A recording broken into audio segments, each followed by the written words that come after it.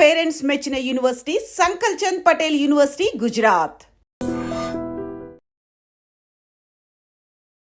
నమస్తే, welcome to I dream talking point with కవిత.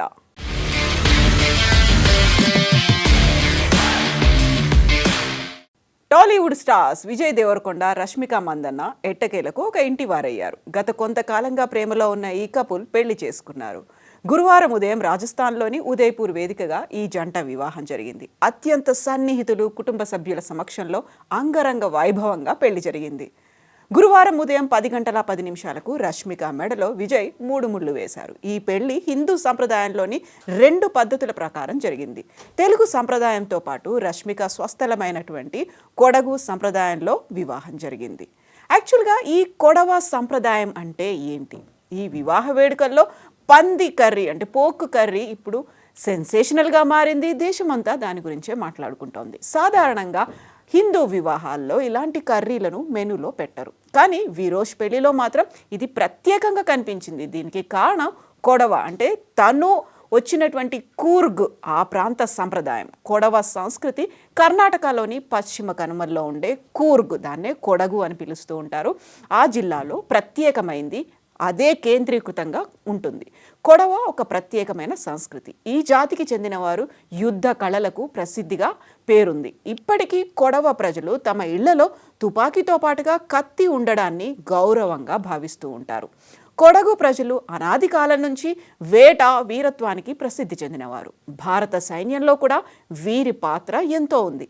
భారతదేశం మొదటి ఫీల్డ్ మార్షల్ కెఎం కరియప్పది కూడా కొడగు జిల్లానే. వీరు ప్రతి ఏటా తమ ఆయుధాలకు పూజ చేస్తూ ఉంటారు. కొడవ సంప్రదాయంలో పంది కర్రీ, కూర్గ్ పోర్క్ కర్రీకి ప్రత్యేకమైనటువంటి చరిత్ర ఉంది. ఇది కేవలం వంటకంగా మాత్రమే కాకుండా కొడవ సంప్రదాయంతో విడదీయలేని బంధం ఉంది.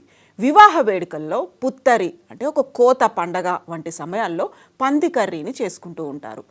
అతిథులకు ఈ కర్రీని వడ్డించడాన్ని గౌరవంగా భావిస్తూ ఉంటారు. దీనికి ప్రత్యేకంగా భౌగోళిక, చారిత్రక కారణాలు కూడా ఉన్నాయి. కొడవ సంప్రదాయంలో పంది కర్రీకి ప్రాధాన్యత ఏర్పడడానికి ఆ ప్రాంతానికి చెందినటువంటి భౌగోళిక స్వరూపం, చారిత్రక, సాంస్కృతిక నేపథ్యాలు కూడా ఉన్నాయి. కూర్గ్ పశ్చిమ కనుమల్లో చల్లని ప్రాంతంగా పేరుంది.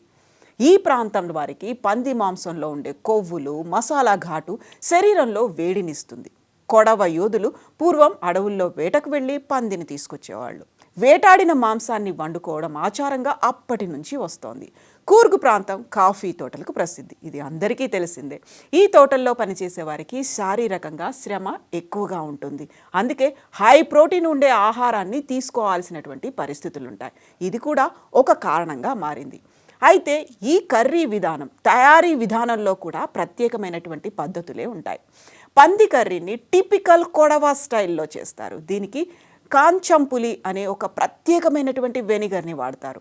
ఇది పాతకాలంలో అంటే ఫ్రిడ్జ్లు లేని సమయంలో మాంసం ఎక్కువ రోజులు ఉండడానికి, పాడవకుండా ఉండడానికి సహాయపడేది. ఇది మాంసానికి ఒక రకంగా పుల్లని రుచిని ఇస్తుంది, వారం రోజుల పాటు పాడవకుండా ఉంచుతుంది. ఇప్పటికీ దీనిని పంది కర్రీల్లో వాడుతూ ఉంటారు. ఇక ఈ కూరలో వేసే మసాలాకు కూడా ప్రత్యేకత ఉంది. ధనియాలు, జీలకర్ర, మిరియాలు, ఆవాలు, మెంతులు, చెక్క, లవంగాలు ఇలాంటి స్పైసెస్ అన్నిటినీ వేయించి వాటిని మాంసానికి కలుపుతారు. దీనివల్ల పంది కర్రీకి నలుపు రంగు అనేది వస్తుంది.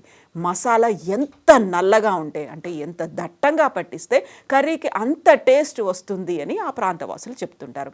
దీనిని సంప్రదాయంగా కదంబట్టు అంటే ఆవిరిపై ఉడికించినటువంటి బియ్యం పిండితో చేసిన ఉండలతో కలిపి తింటూ ఉంటారు.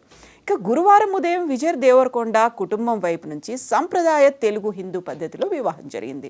ఉదయం మాంగళ్యధారణ, వేద మంత్రాలు, కుటుంబ పెద్దల ఆశీర్వాదాలు వంటి దక్షిణ భారతీయ ఆచారంలో వీరి వివాహం జరిగింది. అరటి ఆకుల్లో విందు, సంప్రదాయ అలంకరణలు కూడా ఈ వేడుకల్లో భాగమైనట్టుగా ఫోటోల్ని చూస్తే అర్థమైపోయింది. మరోవైపు రష్మిక మూలాలను గౌరవిస్తూ సాయంత్రం కొడవ సాంప్రదాయం ప్రకారం ప్రత్యేక వివాహ కార్యక్రమం నిర్వహించనున్నారు అనేది నిన్నంతా రన్ అయింది. ఆ నేపథ్యంలోనే కర్ణాటకలోని కొడగు, కూర్గ్ ప్రాంతానికి చెందిన కొడవ సామాజిక వర్గం తమదైన ప్రత్యేక సంస్కృతి, యోధ సంప్రదాయాలకు ప్రసిద్ధి. వీరి పెళ్లిలో తంతును మంగళ అని పిలుస్తూ ఉంటారు. సాధారణంగా హిందూ వివాహ సంప్రదాయాల్లో కనిపించేటువంటి బ్రాహ్మణ పురోహితుల తంతు ఉంటుంది, ఆ తర్వాత అగ్నిసాక్షి అనేది ఉంటుంది, సప్తపదిగా 7 అడుగులు తిరగడం అనేటువంటి కార్యక్రమాలు కనిపిస్తూ ఉంటాయి. బట్ అవి కొడవ వివాహాల్లో కనిపించవు. కుటుంబ పెద్దల సమక్షంలో వారి ఆశీర్వాదాలతోనే పెళ్లి జరుగుతూ ఉంటుంది.